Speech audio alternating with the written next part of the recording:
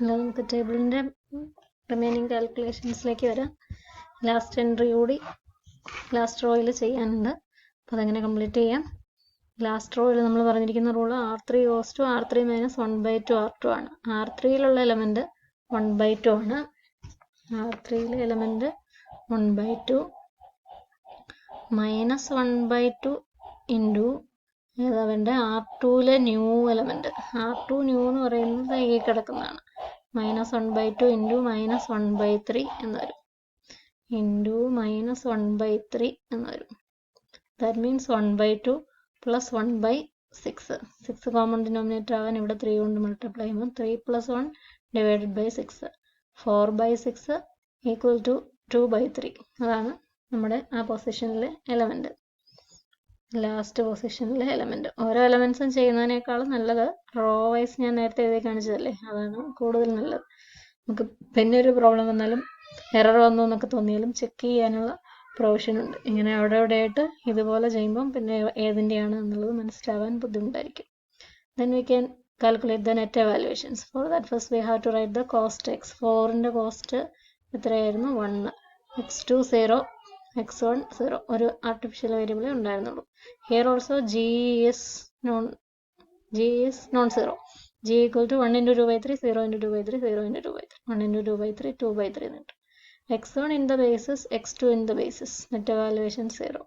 x3ക്ക് corresponding ആയിട്ട് 0 minus of 1 into -1. That will be +1. x4 in the basis. Net evaluation 0. x5ന് 0 minus of 1 into -1/3. 2 -1 minus ചേർന്നത് 1/3 ആവും.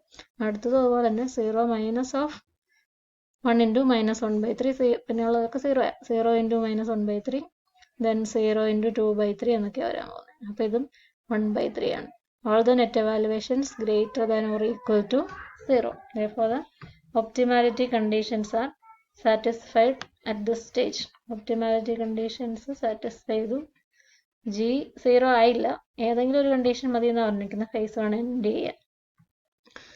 G equal to 2/3 എന്ന് നമുക്ക് കിട്ടി. But optimality conditions are satisfied. G equal to 2/3. G greater than 0. Optimality conditions are all the net evaluations greater than or equal to 0 എന്നുള്ള optimality conditions satisfy ചെയ്തിരിക്കുന്നു. Therefore, phase 1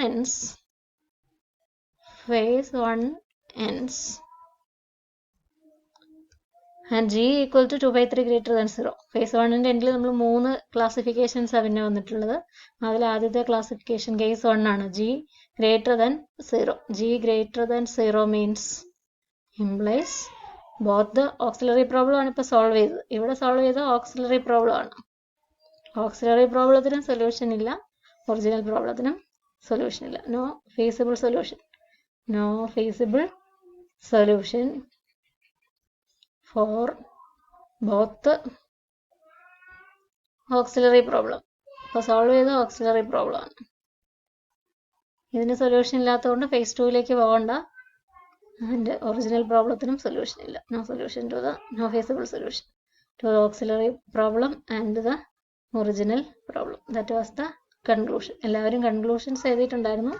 ബുക്കിൽ problem complete ആയിട്ട് ചെയ്യണം. എന്തെങ്കിലും doubt ഉണ്ട് എങ്കിൽ നിങ്ങൾക്ക് clear ചെയ്യാൻ വേണ്ടിയാണ് ഞാൻ പ്രോബ്ലം ഒന്നുകൂടെ ചെയ്തിട്ടിരിക്കുന്നത്. അപ്പോൾ നോട്ട്സ് കറക്റ്റായിട്ട് എഴുതി പോകാം. ഇതിന് വേറെ നോട്ട് തരണമെന്നൊന്നുമില്ല. നിങ്ങൾ ടേബിളൊക്കെ തീരുന്ന സ്ഥലത്ത് വെച്ച് നിങ്ങൾക്ക് പോസ് ചെയ്തിട്ട് നോട്ട്സ് നോക്കി എഴുതാവുന്നതാണ്. എല്ലാം ആവശ്യത്തിന് എക്സ്പ്ലെയിൻ ചെയ്ത് തന്നെയാണ് പോകുന്നത്. അപ്പോൾ നിങ്ങൾ നോട്ട്സ് ഇതിൽ നിന്ന് തന്നെ എഴുതാനും കൂടെ ശ്രദ്ധിക്കുക. നോട്ട്സ് എഴുതി കാണും. നിങ്ങൾ പ്രോബ്ലം എല്ലാവരും ചെയ്തതാണെങ്കിൽ ഇത്രയും കാൽക്കുലേഷൻസ് എല്ലാവരുടെയും ബുക്കിൽ ഓട്ടോമാറ്റിക്കായിട്ട് ഉണ്ടാവേണ്ടതാണ്.